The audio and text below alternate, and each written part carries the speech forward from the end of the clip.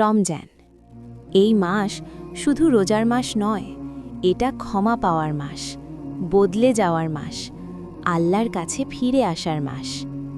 পবিত্র কোরআন নাজিল হয়েছিল এই মাসেই। এই মাসেই জান্নাতের দরজা খুলে দেওয়া হয়, জাহান্নামের দরজা বন্ধ করে দেওয়া হয়।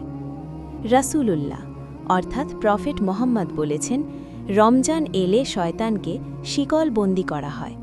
ভাবুন তো, আমাদের আর আল্লাহর মাঝে সবচেয়ে বড় বাঁধাটাই যদি দূরে সরে যায়, তাহলে কি আমরা এবার সত্যিই বদলাতে পারব না? যারা নামাজ পড়তে পারিনি, যারা কোরআন পড়া ছেড়ে দিয়েছি, যারা অনেক ভুল করেছি, এই রমজান আমাদের জন্য নতুন শুরু। রমজান মানে শুধু না খেয়ে থাকা নয়, রমজান মানে চোখের রোজা, জিহ্বার রোজা, হৃদয়ের রোজা।